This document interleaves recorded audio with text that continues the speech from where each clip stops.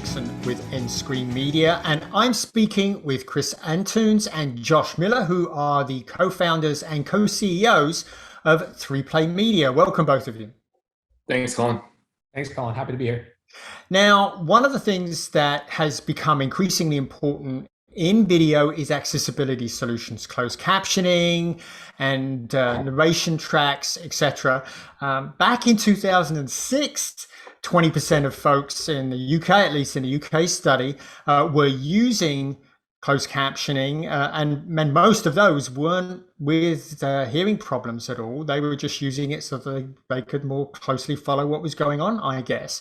And 3Play Media is really been focused on helping create accessibility for video, right? So Josh, tell us a little bit about 3Play. Yeah, that's exactly right. So we are a fully integrated video accessibility provider. We really think about how to deliver accessible video solutions at scale and high quality at scale by innovating in different ways and bringing technology to market, but really finding ways to marry technology with humans to achieve that high quality aspect. So it's everything from closed captioning to live captioning, audio description, subtitling, so that we can enable people to consume video content however they need to or however they want to. Right. And a key part of the solution is AI and ML, but it's not the only part of the solution, right, Chris? Yeah, absolutely. Like Josh mentioned, we're trying to marry technology and sort of this human touch wherever we can. And fundamentally, our sort of base solution in the recorded space is just that, which is using speech recognition or natural language processing as a starting point to produce a draft of a transcript, and then relying on our marketplace of contractors to clean it up and clean up that last mile. And we're doing that, thousands and thousands of videos a day at scale. Right, and I think the expectations of the market have changed significantly due to streaming. The success of shows like Squid Games and Lupin and various other foreign language shows here in the US and around the world, I might add, have really changed the expectations, right? It's pretty much unacceptable now to produce premium video without accessible content attached, right, Josh? Yeah, I think we saw it, a few years ago with Netflix and some of the other platforms really setting a new standard for what it looks like to deliver global content. And that means, every piece of content has at a minimum captions and subtitles in multiple languages, and quite often audio description as well. And then on top of that, sometimes dubs, right, in other languages. So yeah, I think you're right.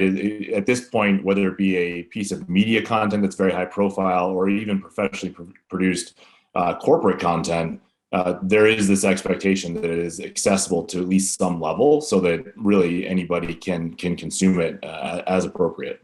I agree. That's been the biggest shift there, is the shift, not just in high-end media content, but in all end markets, whether it's education, enterprise, corporate content.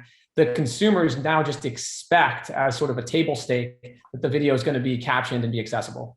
Yeah. And I think one of the biggest challenges that I've seen in the evolution is we're seeing so much more live now in streaming. This brings a whole different set of challenges, doesn't it? Yeah, so even a few years ago, there was a bit of an issue with a lack of capacity for live captioners in terms of the way live captioning had been done in the past. Add on more live streaming, ESPN's buying up every opportunity to stream a new sports league or sports conference. And then you've got COVID where we all went virtual, and you've got virtual events. I mean, there's just more live content in more than we could have ever imagined. And so we already were starting from a deficit in terms of a capacity issue for how the content could be captioned live. And when that, we really view that as an opportunity. That means, hey, we can innovate to bring a better solution to market.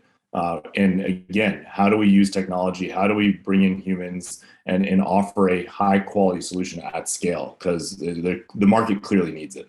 Yeah, the massive explosion in live content has led these groups to consider automated solutions, not just because of the cost, but also because of the availability, right? If you don't have enough professional captioners on hand and you have a meeting or an event with only a few hours of notice, often you just can't get a captioner, right? So you are left with only automated as an option. And so what we're interested in is providing that scale on the professional captioner side that automation has out of the box. Right. And another big challenge is audio description, right? This was something that I think was extremely rare before now, but is becoming increasingly common, but it is challenging, right? Yeah, it's traditionally a very labor-intensive process where it involved a very skilled writer who had to squeeze in little segments of description between the dialogue, and then another human to do the voiceover and actually create that audio. So again, can you make the writing process more efficient? Can you use synthesized speech where appropriate for certain types of content? We've looked at all of that and are really excited about the solution we've brought to market, especially with the acquisition we made with Caption Max and being able to offer full optionality where it's appropriate. So if a piece of content is really a product video or a lecture, synthesized speech is totally appropriate and can bring the budget into a reasonable place. Whereas a feature film, you're going to want that human, because that's a piece of art, right? And you need the emotion, the tone that the human describer and the human voiceover artist can offer. So we're really excited about being able to bring that scaled solution to market in that way. Because you're right, traditionally it's with the labor involved, it's just been obnoxiously expensive. And we're really excited to be able to bring that into a realm where it can be more of a mass adopted solution because it's more reasonably priced. Right. I guess my last question for you guys is the future. What are we going to see in the future? Near future, Chris, what are some of the innovations we're going to start to see this year and next? Yeah, I mean, we've hit it already. I mean, the big sort of elephant in the room in this industry is scale. Right. As some groups are considering automation, we're thinking about how can we combine automation and technology with our professional captioners, with our marketplace concept to meet those growing demands. So that's number one in our mind is, as more and more content is out there, how can we allow the customer to choose between automated or professional expert captioning at infinite scale? That's really what we're focused on. Very good. And further out, Josh, we've got some interesting technologies in metaverse and XR, AR, VR. What's going on there? Yeah, it's one of those things. It's early in the conversation. We're really excited to be part of the conversation and in setting some of the standards there. So it's like I said, very early. There are a lot of things to consider. With AR, VR, you've got kind of, is it a recorded situation, like a recorded captioning that's relatively already dictated and can be turned into an accessible piece of content easier than a fully immersive, live scenario where anything can happen.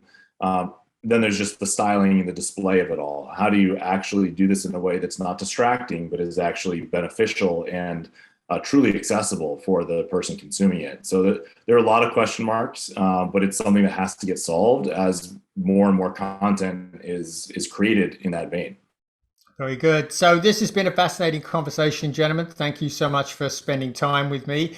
It looks to me like with the continued globalization of the media marketplace that the need for free-play media services is just going to continue to grow. Thanks, Colin. Thanks, Colin. Appreciate it. You're welcome. This has been Colin Dixon with nScreen Media.